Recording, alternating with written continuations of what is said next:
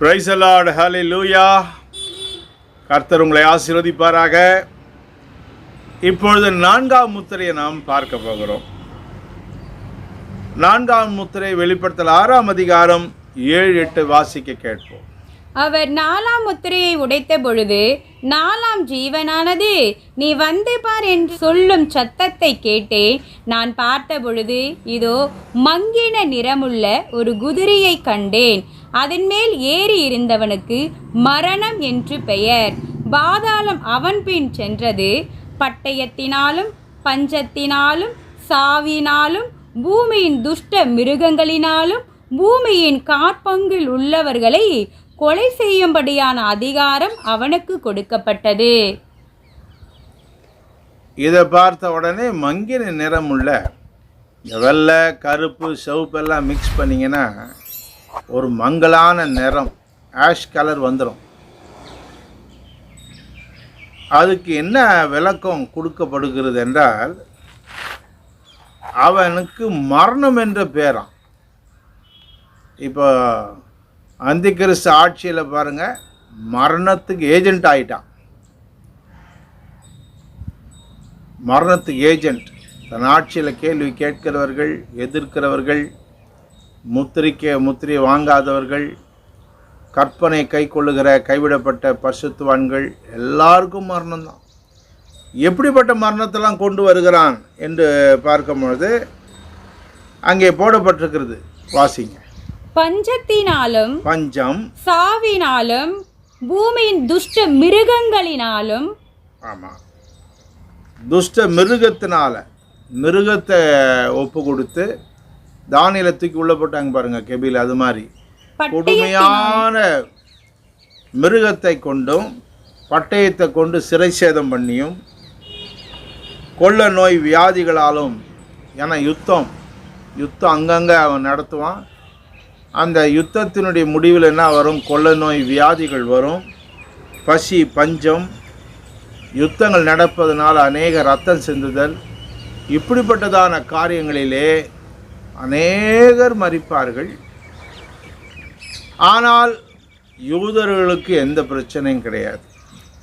இதுவும், இந்த முத்திரையும் அந்திகிறிஸ்துவின் ஆட்சியினுடைய முதல் 3 வருஷத்தினுடைய ஒரு உச்சக்கட்டம் என்று சொல்லலாம். 3 வருஷத்துக்கு முன்னாடி, கொஞ்சம் முன்னாடி ஒரு உச்சக்கட்டமான ஒரு நேரம்தான். பயங்கரமான அலக்கழிப்பு.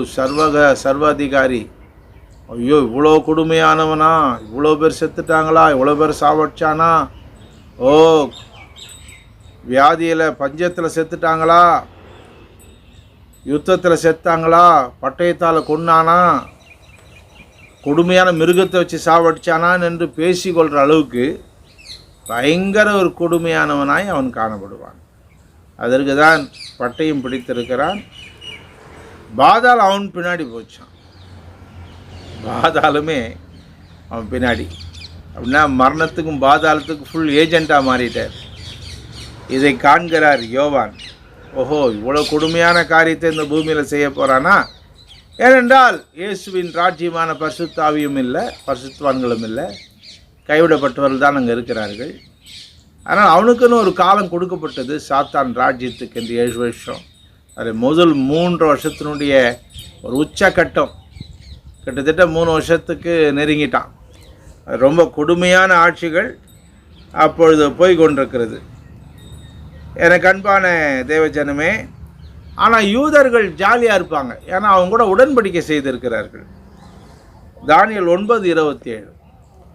அவர்கள் எதில் கவனமாக இருப்பார்கள் என்றால், முதல் பாதியில் 7 வருஷத்தில், முதல் 3 வருஷத்தில் அந்திகிறிஸ்தோடு சேர்ந்து இவன் தான் மேசியான்னு சொல்லி நம்பி எருசலேம் ஆலயத்தை கட்டி கொண்டிருப்பார்கள்.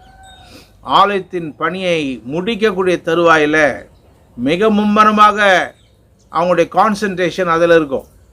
அதனால் அந்திகிறிஸ்து அவங்கள ஒன்றுமே செய்ய மாட்டான். அவங்களுக்கு எந்த தீமையும் இதில் கிடையாது. வாசிக்க. அவர் 1 வாரம் அளவும் அநேகருக்கு உடன்படிக்கையை உறுதிப்படுத்தி அந்த வாரம் பாதி சென்ற பொழுது பலியையும் காணிக்கையையும் ஒழிய பண்ணுவார். அருவருப்பான செட்டைகளோடு பாழாக்குகிறவன் வந்து இறங்குவான். நிர்ணயிக்கப்பட்டிருக்கிற நிர்மூலம் பாழாக்குகிறவன் மேல் தீர மட்டும் சொரியும் என்றான். அதனால் அந்த உடன்படிக்கை செய்திருக்கிறதுனால அந்த வாரத்தின் பாதி நாள் வரைக்கும் அவங்களுக்கு எந்த பிரச்சனையும் யூதர்களுக்கு இல்லை. அதுக்கு ஆதாரமே தானியேல் 7:9-27. இந்த இந்த காலங்களுக்கு அப்புறம், இந்த நேரங்களுக்கு அப்புறம், 4ஆம் முத்திரைக்கு அப்புறம் கைவிடப்பட்ட பரிசுத்தவான்கள் யாரும் இந்த பூமியில் இருக்கவே மாட்டார்கள். ஏனென்றால் இந்த காலங்களிலே 3 வருஷத்துக்கு முன்னாடி உள்ள காலம் இது நெருங்கிருச்சு. மிக கொடுமையான அந்தி கிறிஸ்துவனுடைய பயங்கர ஒரு துர்ச்செயல் நிறைந்த நேரம். இதில் எல்லா பரிசுத்தவான்களும் வெட்டப்பட்டு இரத்த சாட்சியாய் மரித்திருப்பார்கள். எந்த ஒரு பரிசுத்தவான்களும் இதில் இருக்க மாட்டார்கள், எல்லாரும் மரித்திருப்பார்கள். ஏனென்றால் வெளிப்படுத்தல் 13:7 சொல்லப்பட்டிருக்கிறது, வாசிங்க. மேலும் பரிசுத்தவான்களோடு யுத்தம் பண்ணி அவர்களை ஜெயிக்கும்படிக்கு அதற்கு அதிகாரம் கொடுக்கப்பட்டதுமல்லாமல் ஒவ்வொரு கோத்திரத்தின் மேலும், பாஷைக்காரர்கள் மேலும், ஜாதிகள் மேலும் அதற்கு அதிகாரம் கொடுக்கப்பட்டது. அப்படியே வெளிப்படுத்தல் 12 அந்த ஸ்திரீயினுடைய வம்சமாயிருக்கிற கற்பனைகளை கைக்கொள்ளுகிற மற்றவருடன் யுத்தம் செய்ய போயிற்று. அப்பொழுது வலுசர்பமானது ஸ்திரீயின் மேல் கோபம் கொண்டு தேவனுடைய கற்பனைகளை கை கொள்ளுகிறவர்களும் இயேசு கிறிஸ்துவை குறித்து சாட்சியை உடையவர்களுமாகிய அவளுடைய சந்ததியான மற்றவர்களுடனே யுத்தம் பண்ண போயிற்று. அதனால் இந்த இந்த பீரியடில் 4ஆம் முத்திரையின் காலகட்டத்தில் இதற்கு மிஞ்சி ஒரு பரிசுத்தவான்களும் இந்த பூமியில் இருக்க முடியாது. எல்லாரும் ரத்த சிந்தி கொடுமையான மரணங்களை அனுபவித்து பசியாலும், கொள்ளை நோயாலும், பஞ்சத்தாலும், கொடிய மிருகத்தாலும், பட்டயத்தாலும் அவர்கள் மாண்டு போனார்கள், மரித்து போனார்கள் என்பதை நாம் அறிந்து கொள்ள வேண்டும். எனக்கு அன்பானவர்களே, இதெல்லாம், இந்த கொடுமையெல்லாம் எடுத்துக்கொள்ளப்படுகிற பரிசுத்தவான்களுக்கு எந்த பிரச்சனையும் இல்லை. இப்போவே நாம் பாரத்தோடு பாடு உபத்திரவங்களை சந்தித்து பரிசுத்தமடைந்து அபிஷேகத்தில் நிறைந்து பூர்ண பரிசுத்தம் பெற்று உலகம், மாமிசம், பிசாசெல்லாம் ஜெயித்து கர்த்தருடைய வருகை சந்திப்போமானால் நமக்கு இந்த மாதிரியான பாடுகள், பிரச்சனைகள், போராட்டங்கள் நமக்கு கிடையாது. அது மாத்திரமல்ல, இக்காலத்தில் அழைக்கிற ஜெயம் பெற்ற பரிசுத்தவான்கள், எடுத்துக்கொள்கிற பரிசுத்தவான்கள் மாத்திரமே மனவாட்டி சபையாகிய எருசலேமுக்குள்ளே போவார்கள். மற்ற இந்த உபத்திர காலத்தில் மரித்த இரத்த சாட்சிகள் யாரும் எருசலேமுக்குள்ளே போகத்தக்கதாகவோ மனவாட்டியை மாறத்தக்கதாகவோ அவங்களுக்கு ஸ்லாக்கியம் இல்லை என்பதை இப்பொழுது உங்களுக்கு கூறிக்கொள்கிறேன். பின்வரும் வேத பாடங்களில் நான் அதை விளக்குவேன் உங்களுக்கு.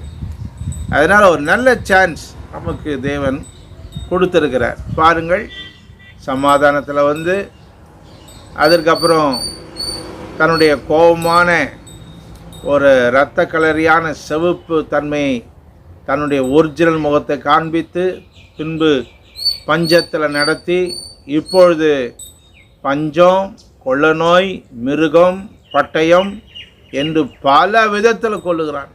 கொன்று பல லட்சக்கணக்கான மக்கள், கோடிக்கணக்கான மக்கள் அழிந்து மாண்டு போனார்கள். ஆனால் இதில் யூதர்கள் ரொம்ப அருமையாக இருப்பார்கள். இவர்களுக்கு அடுத்த பகுதியான 3 வருஷம், முதல் பகுதியான 3 வருஷத்தில் உடன்படிக்கை செய்திருக்கிறார்கள். இது முறிந்து போயிடும் கொஞ்ச நாளுக்கு அப்புறம். அடுத்த 3 வருஷத்தில் தான் அவங்களுக்கு உபத்திரம் ஸ்டார்ட் ஆகும். இப்போது அவங்களுக்கு எந்த பிரச்சனையும் இல்லை. யூதர்களுக்கு வெறும் கைவிடப்பட்ட பரிசுத்தவான்களுக்கும் நீதியாக வாழணும், அவனுடைய நாமத்தை தரிக்காமல் இருந்தவங்களுக்கு தான் இந்த கொடுமைகள். அவர்கள் அடுத்த பாதியில் அவர்கள் வேதனைப்பட்டு புலம்புவார்கள். அதை குறித்து எரேமியா 30:7 வாசிக்க. ஐயோ, அந்த நாள் பெரியது, அதை போலொத்த நாள் இல்லை. அது யாக்கோபுக்கு இக்கட்டு காலம், ஆனாலும் அவன் அதற்கு நீங்களாகி ரட்சிக்கப்படுவான். ஹல்லேலூயா. அதனால் கொஞ்சம் இந்த முதல் உபத்திரவம் மூன்றதுக்கும் மகா உபத்திரவத்துக்கும் ஒரு இடையில ஒரு சின்ன இடைவெளி இருக்கிறது. அதற்கு பின்பு தான் அவர்களுக்கு அப்படிப்பட்டதான ஒரு உபத்திரவங்கள்லாம் யூதர்களுக்கு தொடங்கும்.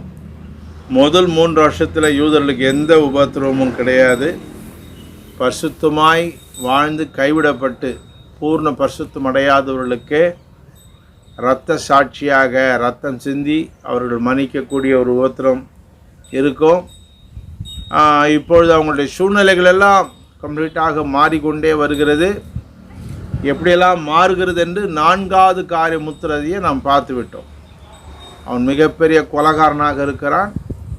யாரையும் வாழ வைக்க அவன் வரல, ராஜ்யம் செய்யலை. தன்னை எதிர்க்கிறவங்களை எல்லாரையும் அவன் கொண்டு குழிக்கிறான். பட்டயம் அவங்ககிட்ட இருக்குது, பாதாளம் பின்னாடியே செல்லுகிறது. அவனுடைய நாட்களில் பாதாளத்தில் நிறைய ஆத்துமா போய் சிறையாக்கும், பாதாளத்துக்கு செல்வார். இப்போ நம்ம நாட்களிலே நாம் இலைப்பாறுதலையும் பரலோகத்தையும் நிரப்ப நற்செய்தி பரப்பி நாமும் ஆயத்தமாகி கொண்டிருக்கிறோம். அவனுடைய நாட்களிலே நற்செய்தியும் கிடையாது, இலைப்பாறுதல் அடையக்கூடிய வாய்ப்பும் கிடையாது. எல்லா ஆன்மாக்களும் பரிசுத்தவான்களை தவிர, ரத்தம் சிந்தி மரிக்கிற பரிசுத்தவான்களை தவிர, தன்னை எதிர்க்கிற அநேக கோடியான ஆத்துமாக்களை பாதாளம் போய் சேர்கிறார்கள். அழித்தவர்களை பாதாளத்தில் சிறையாக்குகிறான். சாத்தானுடைய பயங்கரமான ஒரு கோபம், எரிச்சல் அந்த நேரத்தில் இது அவனுடைய உபத்திரவத்தில் ஒரு உச்சகட்டம் என்று சொல்லலாம். முதல் பாதி அந்தி கிறிஸ்து தனக்கு பிரியமில்லாதவங்க மேலே கொடுக்கறது உபத்திரவம். அடுத்த பாதி அந்தி கிறிஸ்துவின் ஆட்சியின் மேலே, எல்லா ராஜாக்கள் மேலே, அவன் கூட இருக்கிற எல்லா கூட்டாளிங்க மேலே கைவிடப்பட்டு மறுதலித்து போய் அவனோடு சேர்ந்து கொண்ட கிறிஸ்தவங்க அனைத்து பேர் மேலேயும் தேவன் கொடுக்கிற கோபாக்கினை அடுத்த 3 வருஷம். ஆகவே இதை விளங்கிக் கொள்ள கர்த்தர் நமக்கு உதவி செய்வார்.